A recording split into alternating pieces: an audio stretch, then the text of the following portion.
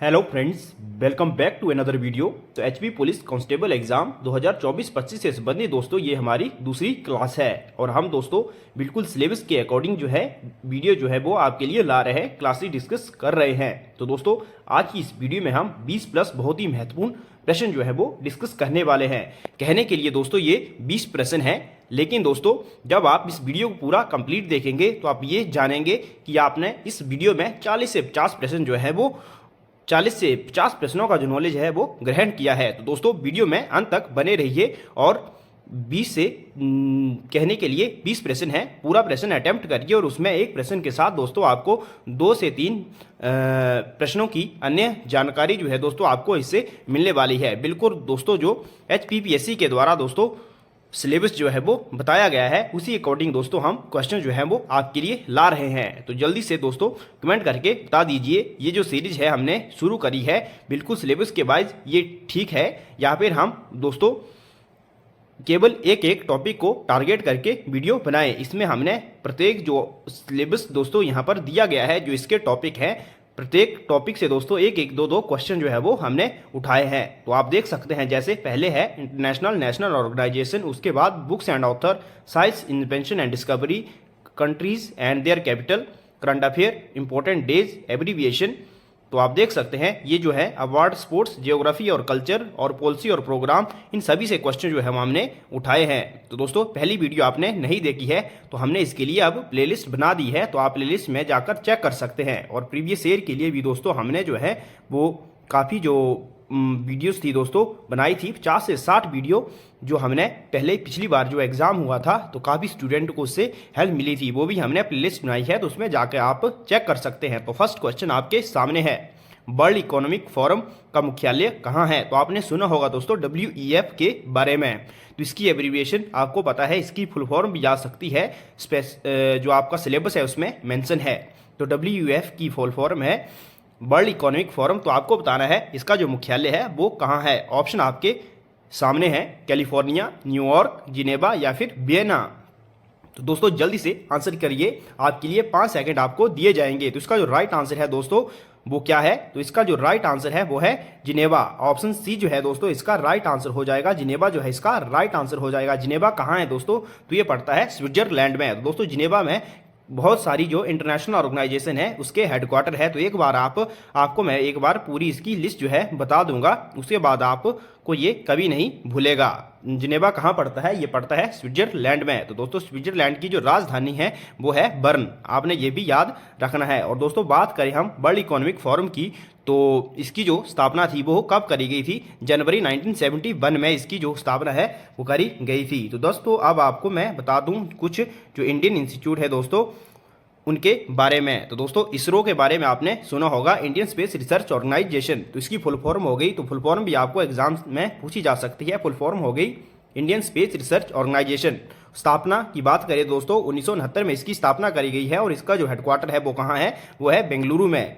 Next है दोस्तों DRDO। तो DRDO है defence research and development organisation. तो इसकी जो स्थापना है दोस्तों वो कब करी गई? 1958 में करी गई और इसके जो हेडक्वार्टर है वो कहाँ है? न्यू दिल्ली में। हेड को आप रहने दीजिए सेबी। तो सेबी की दोस्तों हम बात करें तो इसकी जो फुल फॉर्म है वो है security exchange board of India. तो इसकी जो स्थापना है वो कब करेगी दोस्तों? एस्टेब्लिश किया गया इसको 1992 में। तो दोस्तों आप देख सकते हैं जो नीति आयोग है इसकी स्थापना 2015 में करी गई और इसका मुख्यालय जो है वो है न्यू दिल्ली में। और सेबी का जो कहाँ है? ये है मुंबई में। और है क्या? कौन है? नाबार्ड। तो नाबार्ड की फुल फॉर्म आपको पता होनी चाहिए, काफ़ी बार एग्जाम में पूछी गई है। तो नाबार्ड है दोस्तों नेशनल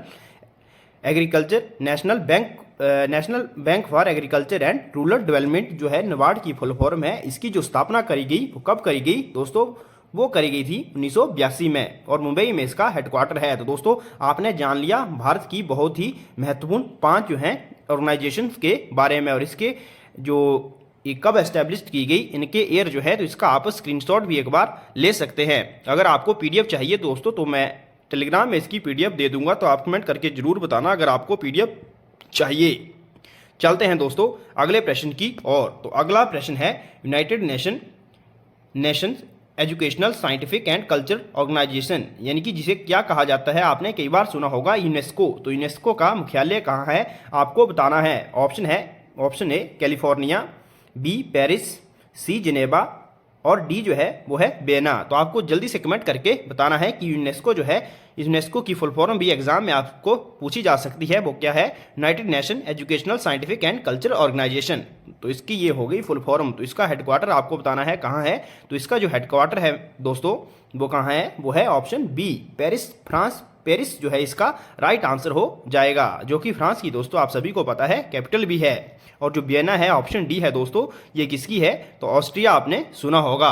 नेक्स्ट क्वेश्चन है दोस्तों, इसके बारे में आपको थोड़ा सा जानकारी मैं बता दूं दोस्तों। यूनेस्को यानी संयुक्त राष्ट्र शैक्षिक, वैज्ञानिक और सांस्कृतिक संगठन, संयुक्त राष्ट्र जो है मेन जो है दोस्तों यूएनओ जो है उसका एक घटक है। तो इसकी स्थापना कब करी गई थी दोस्तों? 16 नवंबर 1945 को हुई थी। और इसकी मैंने बता दिया, इसका जो हेडक्वार्टर है वो कहाँ है? पेरिस में है। और इसके कुछ उद्देश्य हैं जो यूनेस्को है, इसके क्या ऑब्जेक्टिव है तो आप देख सकते हैं। शिक्षा, विज्ञान, संस्कृति, संचार और सूचना के जरिए शांति की संस्कृति को बढ़ावा देना, गरीबी उन्मूलन, सतत विकास, अंतर सांस्कृतिक संवाद को बढ़ावा देना, मानव अधिकारों का पालन करना और आपसी सम्मान को बढ़ावा देना। दोस्तों ये सभी जो है इसके उद्देश्य हैं। तो आप याद रख सकते हैं डिटेल में, कई बार आपको ऑप्शन में इसके बारे में पूछा जा सकता है। नेक्स्ट जो क्वेश्चन है दोस्तों वो है बुक्स एंड ऑथर से। तो क्वेश्चन क्या है? वो है लाइफ डिवाइन। लाइफ डिवाइन जो है दोस्तों एक पुस्तक है। तो आपको बताना है ये इसके लेखक कौन हैं। ये पुस्तक जो है वो किसके द्वारा लिखी गई है? Option A Lala Lajpat Rai, B Arvind Ghosh, C Mahatma Gandhi और डी राजेंद्र प्रसाद। तो जल्दी से कमेंट करें, लाइफ डिवाइन पुस्तक किसके द्वारा लिखी गई है? तो ये लिखी गई है दोस्तों अरविंद घोष के द्वारा। ऑप्शन बी जो है वो सही हो जाएगा, इसका राइट आंसर हो जाएगा अरविंद घोष। तो दोस्तों लाला लाजपत राय की एक फेमस पुस्तक है अनहैप्पी इंडिया। तो ये जो वो है वो भी कई बार एग्जाम में पूछी जाती है। और महात्मा गांधी के बारे में दोस्तों आपने तो कई बार पढ़ा होगा, नवजीवन, हिंद स्वराज, यंग इंडिया, ये जो है हरिजन, ये महात्मा गांधी के द्वारा लिखी गई कुछ फेमस पुस्तकें हैं। जो भी दोस्तों आपको एक्स्ट्रा नॉलेज जो है वो बताई जाती है, वो आपने साथ में जब भी वीडियो आप देखना शुरू करते हैं आपने पेन कॉपी लेके बैठना है और राइट डाउन करते रहना है और उसके बाद उसका रिवीजन करना है, तभी आपको ये जो बातें हैं वो याद रह पाएंगी। ऐसे वीडियो देखने से दोस्तों याद नहीं रहता है, तो आपने पेन कॉपी लेके इन चीज़ों को नोट करना है। तो नेक्स्ट जो है दोस्तों 3 पुस्तकें और दी हुई हैं। तो एक जयदेव हैं, उनके द्वारा पुस्तक लिखी गई है गीत गोविंद पुस्तक, कई बार एग्जाम में आया है। किसके द्वारा लिखी गई है? तो जयदेव के द्वारा लिखी गई है। अष्टाध्यायी दोस्तों पाणिनि के द्वारा लिखी गई है। और जो शाहनामा है ये फिरदौसी के द्वारा लिखी गई है। नेक्स्ट क्वेश्चन है मिडनाइट चिल्ड्रन पुस्तक के लेखक कौन हैं? तो ऑप्शन आपके सामने है, जल्दी से कमेंट करें दोस्तों। तो ऑप्शन है ए है अरुंधति रॉय, प्रेमचंद, सलमान रुश्दी या फिर संजीव वर्मा। तो जो मिडनाइट चिल्ड्रन है दोस्तों ये पुस्तक लिखी गई है, ऑप्शन सी इसका राइट हो जाएगा, सलमान रुश्दी इसका राइट आंसर हो जाएगा। तो इनका दोस्तों सेकंड नोबेल था और इसके लिए इन्हें बुकर प्राइज भी दिया गया था। तो काफी फेमस बुक है मिडनाइट चिल्ड्रन। ऑप्शन ए में आप देख रहे होंगे दोस्तों अरुंधति रॉय। तो दोस्तों इनकी एक फेमस बुक है the God of small things, इसके लिए भी इन्हें बुकर प्राइज जो है वो मिला है। और प्रेमचंद तो दोस्तों आप सभी को पता है काफ़ी फेमस राइटर रहे हैं, जिनके द्वारा गबन, गोदान, कर्मभूमि, राजभूमि जैसी कई सारी पुस्तकें हैं जो दोस्तों इनके द्वारा जो है वो लिखी गई हैं। नेक्स्ट क्वेश्चन की ओर दोस्तों हम चलते हैं।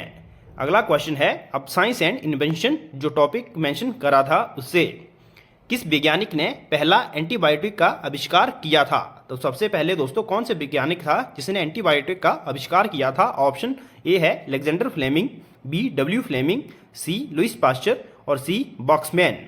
तो जल्दी से कमेंट करके बताएं। तो दोस्तों इसका जो राइट आंसर है वो है अलेक्जेंडर फ्लेमिंग, ऑप्शन ए जो है वो सही हो जाएगा, अलेक्जेंडर फ्लेमिंग। तो दोस्तों अलेक्जेंडर फ्लेमिंग ने वर्ष 1928 में दुनिया का पहला एंटीबायोटिक खोजा था जो कि बेंजिल पेंसिलिन, जिसे पेंसिलिन के नाम से भी जाना जाता है, जिससे इसने पेंसिलियम नोटेटम नामक जो फंफू था दोस्तों, जो कवक था, वो बनाया था। तो काफ़ी इंपॉर्टेंट क्वेश्चन है और कई बार एग्जाम में ये पूछा गया है। नेक्स्ट जो क्वेश्चन है दोस्तों वो है पोलियो वैक्सीन के खोजकर्ता कौन थे? तो पोलियो वैक्सीन के खोजकर्ता कौन थे आपको बताना है। Darwin, John Salk, Louis Pasteur, Eli Whitney. तो इसका जो राइट आंसर है वो है दोस्तों ऑप्शन बी, जॉन साल्क इसका राइट आंसर हो जाएगा। तो दोस्तों अगर वीडियो आपको पसंद आ रही है तो वीडियो को ज़्यादा से ज़्यादा अपने दोस्तों में शेयर करें, वीडियो को लाइक करें और चैनल को सब्सक्राइब करना ना भूलें। इसी तरह की वीडियो जो है वो आपको आगे भी मिलती रहे। दोस्तों आपको कमेंट करके बताना है जो लुईस पास्चर है ये किससे संबंधित है, ये जो साइंटिस्ट हैं ये किससे संबंधित हैं। तो आपको बता दूं मैं दोस्तों, जो पोलियो जो है गले और आंत्र पथ में उपस्थित वायरस के कारण होने वाला एक संक्रामक रोग है, जो एक समय अमेरिका में विकलांगता का प्रमुख कारण बना था और निष्क्रिय पोलियो वैक्सीन की खोज में डॉक्टर जॉन साल्क ने की थी। और इसका पहली बार जो प्रयोग है कब किया गया था, 1955 में किया गया था। नेक्स्ट क्वेश्चन है, फिलीपींस की राजधानी आपको बतानी है। तो फिलीपींस कंट्री है दोस्तों, इसकी आपको बताना है राजधानी क्या है। Option A Hanoi, B Manila, C Jakarta और डी तेहरान। दोस्तों कंट्री एंड कैपिटल भी आपके सिलेबस में क्लियरली मेंशन है, उससे भी प्रश्न आपको देखने को 1 या 2 प्रश्न जरूर देखने को मिलेंगे।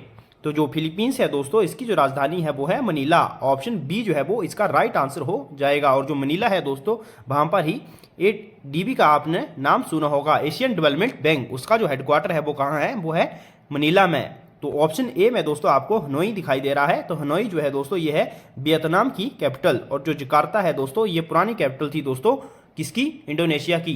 तो आपने बताना है दोस्तों अभी जो इंडोनेशिया की नई कैपिटल बन गई है वो कौन है। जिस भी बच्चे को पता है वो कमेंट में जरूर करे।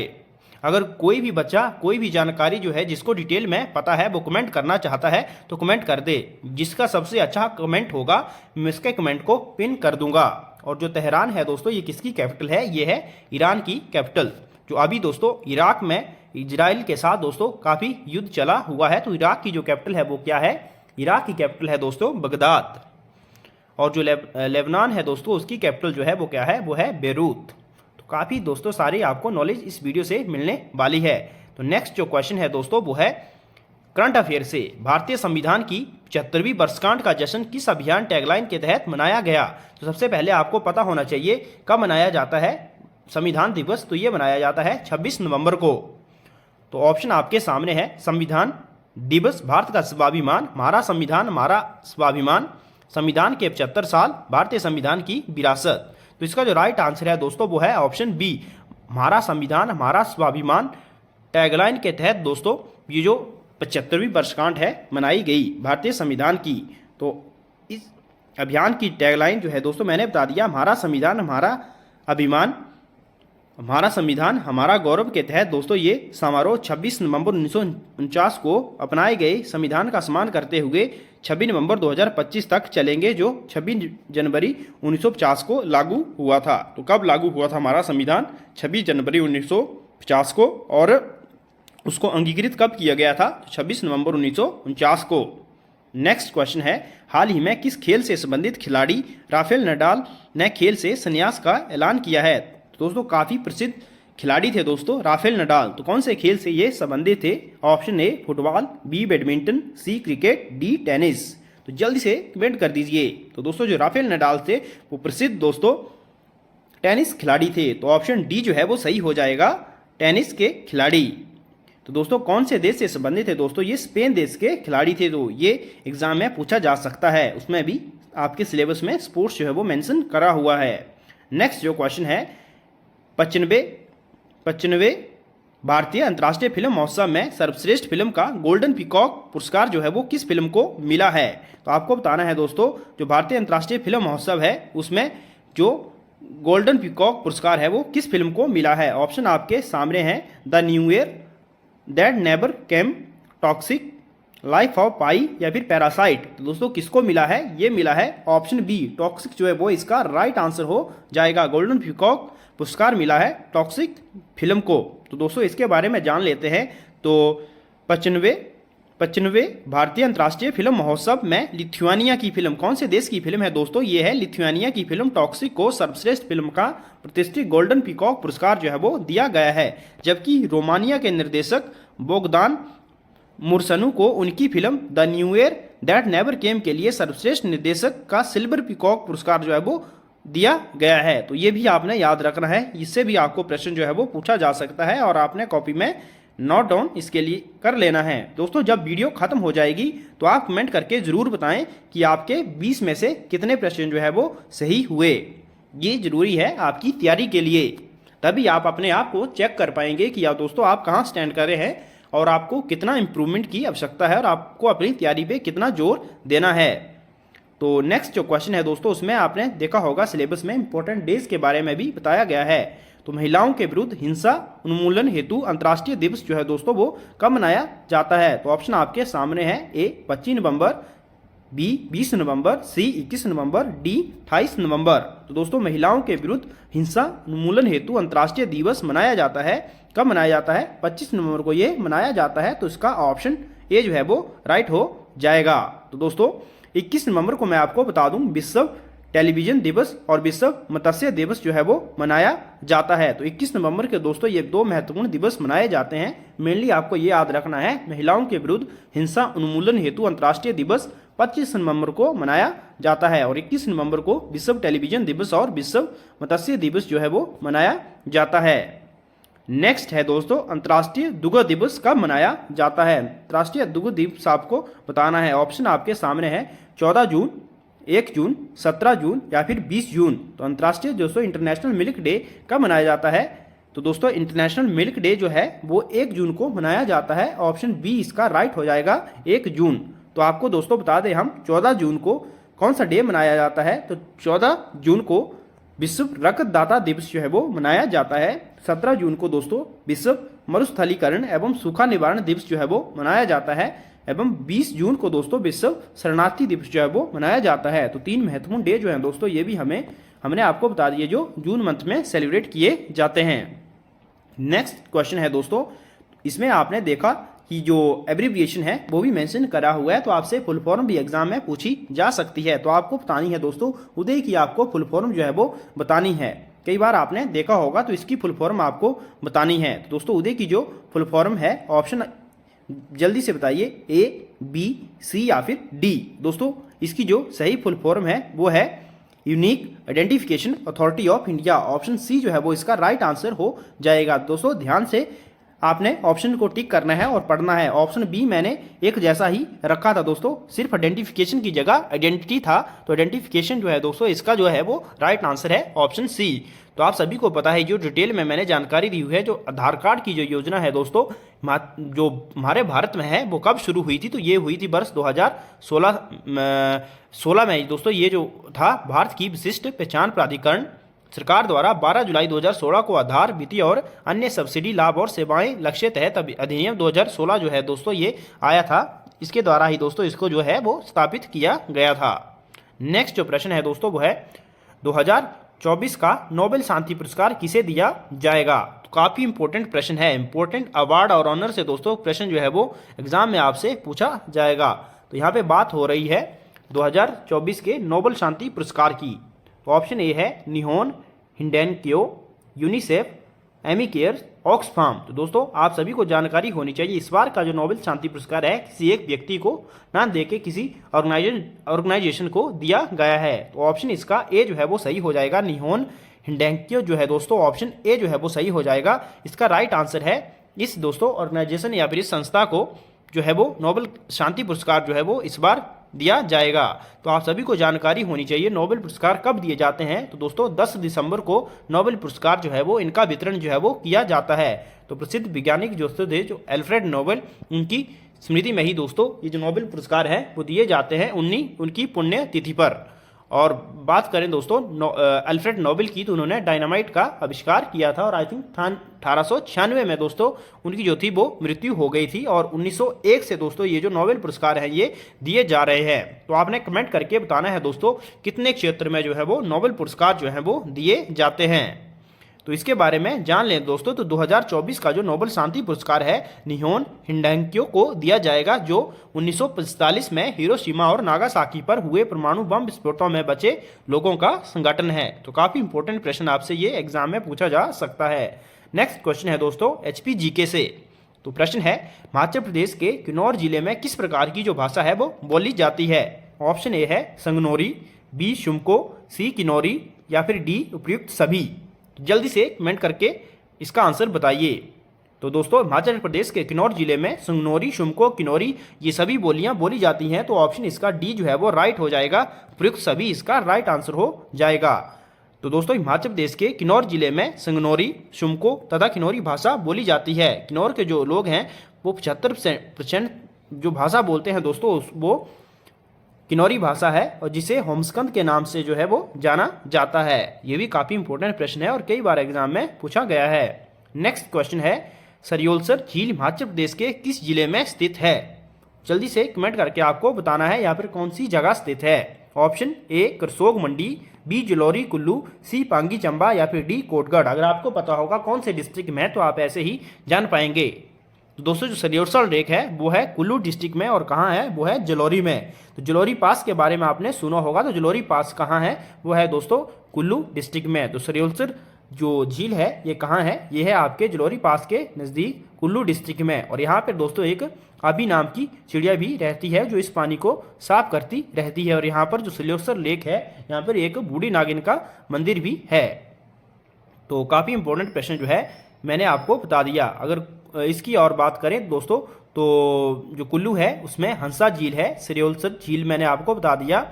उसके बाद देवरी झील जो है ये भी कुल्लू में पड़ती है। भृगु लेक जो है दोस्तों ये भी कुल्लू में पड़ती है। और मंडी की बात करें तो मंडी में प्रसिद्ध दोस्तों कबरूनाग लेक हो गई, उसके बाद रिवाल्सर हो गया, पराशर हो गया।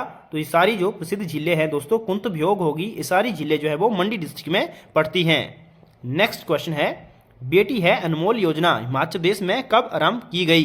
तो दोस्तों बेटी है अनमोल योजना आपको बताना है हिमाचल प्रदेश में कब आरंभ करी गई। तो इसमें दोस्तों आपने देखा था स्कीम एंड गवर्नमेंट के द्वारा जो स्कीम वगैरह लाई गई हैं वो इस सिलेबस में मेंशन है। तो बेटी है अनमोल योजना जो है कब आरंभ करी गई थी दोस्तों? तो ये आरंभ करी गई थी 2010 में। ऑप्शन इसका सही हो जाएगा जुलाई 2010 में दोस्तों ये योजना सरकार के द्वारा आरंभ करी गई थी। तो इस योजना के तहत दोस्तों गरीबी रेखा से नीचे के परिवारों में जन्म लेने वाली 2 बालिकाओं के नाम पर बैंक या डाकघर में 10,000 रुपये जमा कर दिए जाते हैं तथा पहली कक्षा से स्नातक तक शिक्षा प्राप्त करने के लिए छात्रवृत्ति भी जो है वो प्रदान की जाती है। तो एक और योजना है बेटी बचाओ बेटी पढ़ाओ। तो आप कमेंट करके बताएं दोस्तों उस योजना को हिमाचल प्रदेश में कब लागू किया गया। नेक्स्ट जो प्रश्न है वो है HPGK का ही, हिमाचल प्रदेश के कौन से जिले में हरिराय मंदिर है? तो कमेंट करके आपने बताना है हरिराय मंदिर जो है वो हिमाचल प्रदेश के कौन से जिले में है। ऑप्शन ए है चंबा, बी कांगड़ा, सी कुल्लू और डी मंडी। तो जल्दी से कमेंट करें। तो दोस्तों हरिराय मंदिर है वो है आपके चंबा डिस्ट्रिक्ट में। ऑप्शन ए जो है वो सही हो जाएगा चंबा डिस्ट्रिक्ट। और कौन से राजा के द्वारा दोस्तों ये मंदिर बनाया गया था? तो ये बनाया गया था राजा लक्ष्मण बर्मन के द्वारा। तो चलिए दोस्तों डिस्कस करते हैं कुछ एक बहुत ही महत्वपूर्ण हिमाचल प्रदेश के टेम्पल। तो आपके सामने है तो हिडिंबा देवी जो टेम्पल है दोस्तों वो कहाँ है? वो पड़ता है आपका मनाली में। और ये दोस्तों कौन सी शैली में बनाया गया है? तो पेगोडा शैली में दोस्तों ये मंदिर जो है वो बनाया गया है। शक्तिपीठ माता ज्वाला जी मंदिर, तो ज्वाला जी का मंदिर कहाँ है दोस्तों? ये है आपका कांगड़ा डिस्ट्रिक्ट में। शक्तिपीठ श्री चामुंडा देवी का मंदिर ये भी है आपके कांगड़ा डिस्ट्रिक्ट में। और नैना देवी का जो मंदिर है दोस्तों ये है बिलासपुर में। भीमा काली जो मंदिर है दोस्तों ये कहाँ है? ये है सरहन में, शिमला के सरहन में है दोस्तों प्रसिद्ध भीमा काली मंदिर, यहाँ पर काली होगा। आगे है श्री माँ चिंतापूर्णी मंदिर। तो चिंतापूर्णी मंदिर कहाँ है दोस्तों? ये है आपके ऊना डिस्ट्रिक्ट में। और जो प्रसिद्ध हनुमान मंदिर है दोस्तों वो कहाँ है? वो है शिमला के जाखू में। और शक्तिपीठ श्री ब्रजेश्वरी देवी का जो मंदिर है वो है कांगड़ा में। तो इतने जो दोस्तों जो प्रमुख हिमाचल के मंदिर थे उसके बारे में भी मैंने आपको जानकारी दे दी है। अगर किसी और बच्चे को किसी अन्य महत्वपूर्ण टेम्पल के बारे में जानकारी है वो भी कमेंट जरूर करे। नेक्स्ट प्रश्न है, खोखंड वन्य जीव अभ्यारण्य कौन से जिले में है? तो ये क्वेश्चन आ गया आपका दोस्तों वाइल्ड लाइफ सेंचुरी से। तो आपको बताना है जो खोखंड वन्य जीव अभ्यारण्य है वो कौन से डिस्ट्रिक्ट में है। ऑप्शन ए है चंबा, बी कांगड़ा, सी कुल्लू, डी मंडी। तो जल्दी से कमेंट करें। तो खोखंड जो वाइल्ड लाइफ सेंचुरी है दोस्तों वो कहाँ है? वो है कुल्लू डिस्ट्रिक्ट में। ऑप्शन सी जो है वो सही हो जाएगा, कुल्लू इसका राइट आंसर हो जाएगा। तो खोखंड जो है ये कुल्लू में है। काइस जो है दोस्तों ये भी कुल्लू में है। जो मंडी की हम बात करें तो मंडी में दोस्तों एक हो गया नारगू, एक हो गया बांदली, एक हो गया शिकारी देवी। और चंबा की बात करें तो चंबा की दोस्तों एक हो गई कुक्ती वाइल्ड लाइफ सेंचुरी, एक हो गई तुंदा, एक खजियार काला टॉप और एक हो गई गांगुल। और कांगड़ा की दोस्तों धौलाधार। तो ये जो प्रमुख जो है दोस्तों मैंने बता दी। अगर सबसे बड़ी वाइल्ड लाइफ सेंचुरी की हिमाचल की बात करें दोस्तों वो है किब्बर, जो कि कहाँ है? वो है लाहौल स्पीति में। और सबसे छोटी की बात करें दोस्तों वो है सिल्ली। तो सिल्ली कहाँ है दोस्तों? वो है सोलन में। तो इससे संबंधित दोस्तों मैंने ये आपको प्रश्न बता दिए। नेक्स्ट और अंतिम प्रश्न है इस वीडियो का, हिमाचल से राजीव गांधी खेल रत्न पुरस्कार, जिसका जो नाम है दोस्तों आप बदल के क्या कर दिया है, मेजर ध्यानचंद खेल रत्न अवार्ड कर दिया गया है। तो आपको कमेंट करके बताना है तो इस पुरस्कार को प्राप्त करने वाले पहले और एकमात्र हिमाचली कौन हैं। Option A Suman Rawat, B Vijay Kumar, C Kavita Thakur और डी चरणजीत सिंह। तो दोस्तों ये जो पुरस्कार है ये 2012 में दिया गया था। किसको दिया गया था? ऑप्शन बी इसका राइट आंसर हो जाएगा, विजय कुमार को दिया गया था, जब उन्होंने दोस्तों शूटिंग में दोस्तों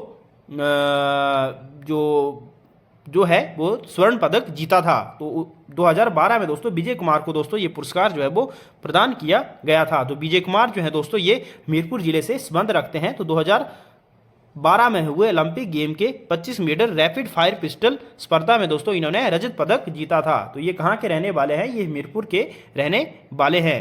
हमीरपुर के जो बड़सर उपमंडल है उससे संबंध रखते हैं। तो इसका जो राइट आंसर है वो बी हो जाएगा, विजय कुमार। बात करें दोस्तों हम सुमन रावत की, तो पहला जो अर्जुन पुरस्कार प्राप्त करने वाला हिमाचली एथलीट है वो कौन है? वो है सुमन रावत। तो चरणजीत सिंह जो है दोस्तों ये जो हिमाचल बोल सकते हैं भारत की हॉकी टीम के विनिंग कैप्टन भी रहे हैं। तो दोस्तों आई होप वीडियो आपको काफ़ी पसंद आई होगी। तो 20 में से आपके कितने प्रश्न सही हुए कमेंट करके जरूर बताएं। अगर वीडियो आपको पसंद आई है तो वीडियो को ज़्यादा से ज़्यादा शेयर करें। Thanks for watching, God bless you all.